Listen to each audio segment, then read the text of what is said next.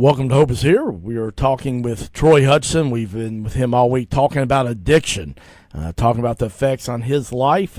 Troy's 45 years old, and he's sober right now, but he is finishing up a sentence where he was incarcerated for a while, and he's now on house arrest for about 30 more days, and yet he has been sober at times. So it started with a little bit of just usual partying in college that a lot of people do, including yours truly, and where your faith can become real. But unfortunately, sometimes there are consequences to some of those things we do to party, and alcohol became one, and marijuana, and then later on, though, after getting sober, you had back surgery and got addicted to the pain pills in his mid-20s, and life just has spiraled out of control, and just a lot of powerful things that he shared about, tremendous humility, yet God has not given up on him yet. So I want to encourage you to go back and listen to our first 3 programs with him this week. You can go to our website anytime at your convenience, and that is simply at hopeishere.today. That's hopeishere.today. Well, Troy, one of the things that you have done during the time I've known you, the last 5 years, we met at Lighthouse Ministries when your last recovery program you went through, and you are a prolific reader. As I shared yesterday, you're very intelligent. You've got a great personality. God's blessed you with a lot of gifts, and one of the things I think that is a strength of yours is that you are a good reader and have a good mind and like to read and are disciplined in that. And one of the books that you have read lately is by Erwin McManus, and I believe it's called The Uprising. Is that correct? Yeah, that is correct, yeah. Well, share a little bit because, I really do believe the battlefield is in the mind. And for our listeners today, whether you're struggling with addiction or you're just discouraged, you're struggling with depression, you just feel like giving up. You've lost hope. That's why we do Hope is Here. Tell a little bit about just some takeaways that you've had from this book by Erwin McManus called Uprising that I believe was written around 10 years ago. Share a little bit about what God said to you. Okay, first of all, I don't think I've ever heard anybody be called a prolific reader, but I'll take it. I appreciate that.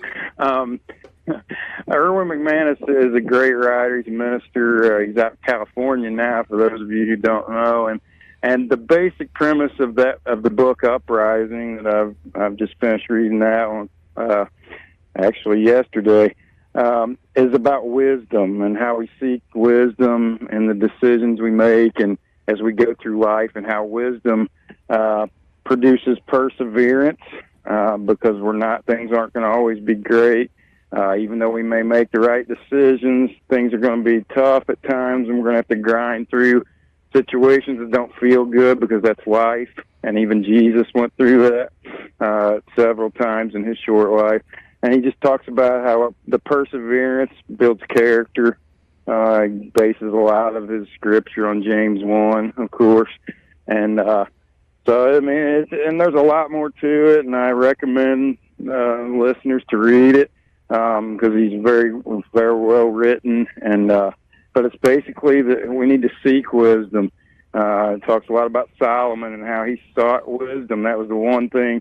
When God asked him what did he want, he was given whatever he asked for wisdom, and was given that, the wisest man that ever lived. And that helps produce perseverance when we go through hard times if we seek it with all our heart. And then it gives us hope because we make it through those times, regardless of how hard they are and they don't feel good.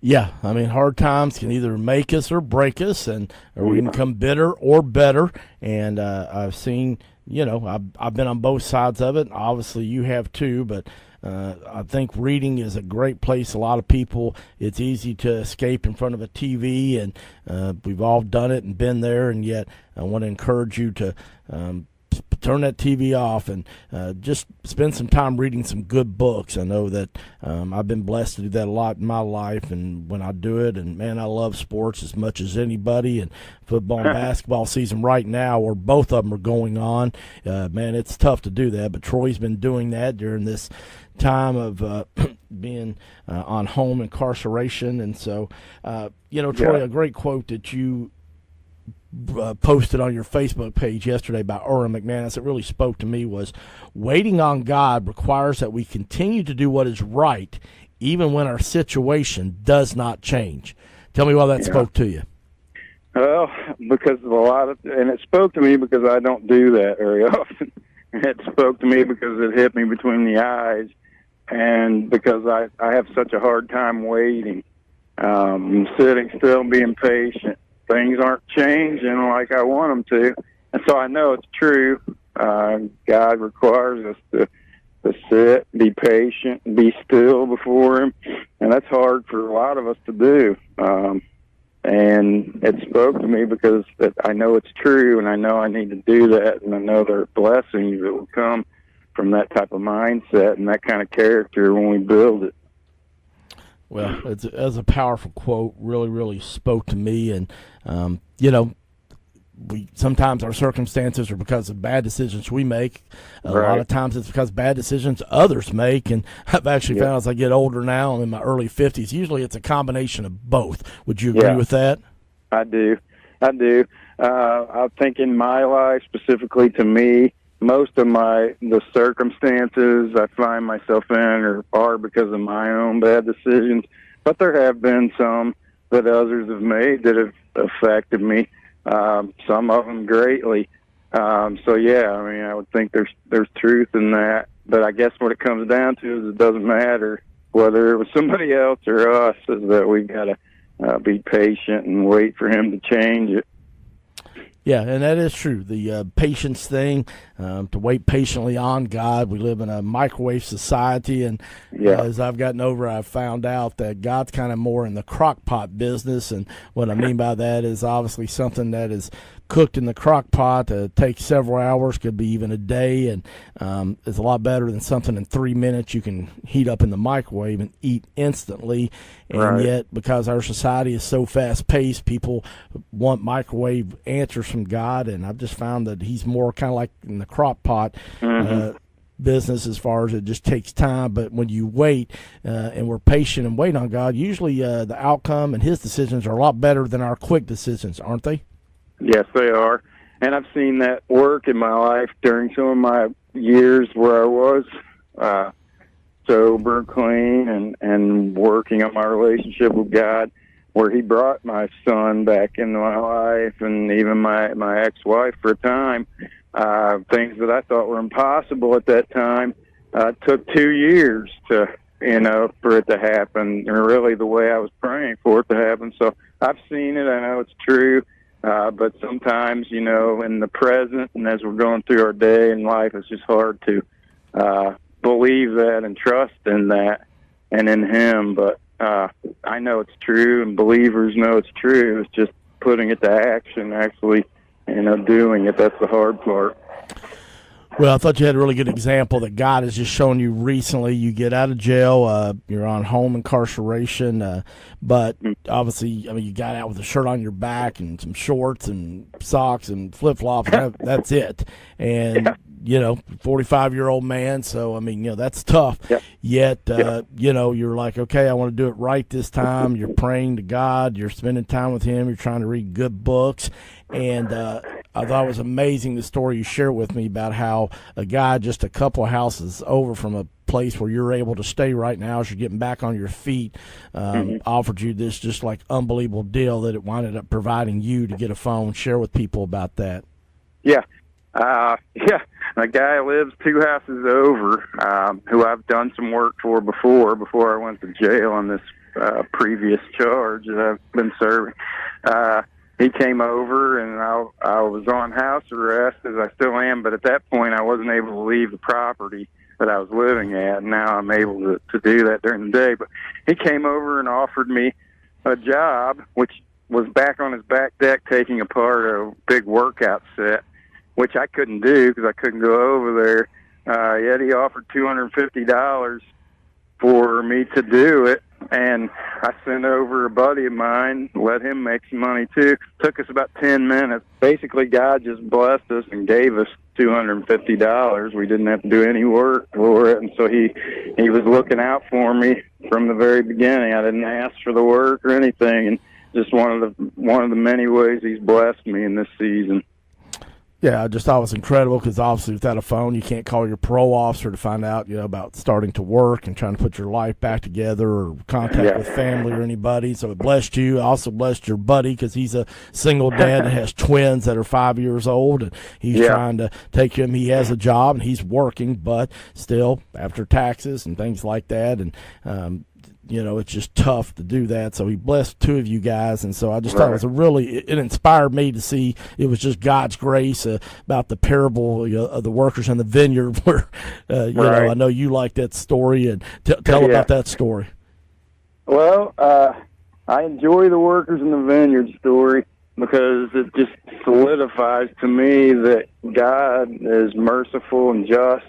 It doesn't matter what we've done or what we haven't done. He may bless somebody who hasn't done anything to deserve it, and he may bless somebody that's, been nearly next to a saint most of their life. And I love that story because it demonstrates that, and I especially love the story of the thief on the cross, which is a parallel story to that too, because what did he do? All he did was steal and who knows, kill, and was sentenced to death. And then Jesus just welcomed him into the promised land as he was dying, and he did nothing to deserve that. And I look at myself in that way. I mean, I've done nothing to deserve it, and I'm starting to realize that God works in that when we can understand that we don't deserve his gifts and his blessings and eternal life. We're unworthy of that, but we have to believe that he has saved us, that his grace has actually saved us. And in turn, that grace starts to propel our behavior and to change us. And that's what I'm hoping for myself, and allowing him to work in me through that grace. All right, Troy, we're almost out of time, and we've had a great 4 days with you this week. Appreciate your vulnerability and your authenticity of just sharing about some success, but a lot of setbacks and failures to addiction. But if people are listening, like, man, I want to help Troy. My heart's been touched by this. I've lost a family member to addiction. I don't want to lose somebody else. How can our listeners, both live on the radio and people that'll listen on podcasts, what would be some of the best ways that they can help you? Well, you can pray for me. That's the main thing. You can pray for me that I continue on the path, that I have faith and trust him, and that I'm patient in the decisions I make, and that I seek wisdom.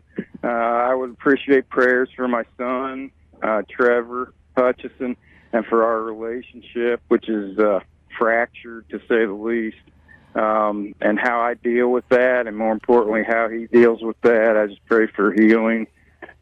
People will pray for healing in that.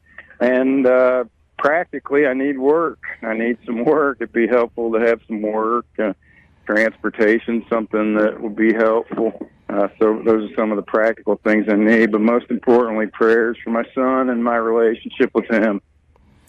All right. Well, we've had a great 4 days here talking with Troy Hutchison, a guy that is going to try to stay sober forever. He's had several years of periods of that, and yet, unfortunately, has stumbled back into that. And yet, just want to ask that you would join me in prayer for him as he tries to take steps forwards again. And if you need some help, Troy's got a great work ethic. Can do lots of skills from landscaping to painting, you name it.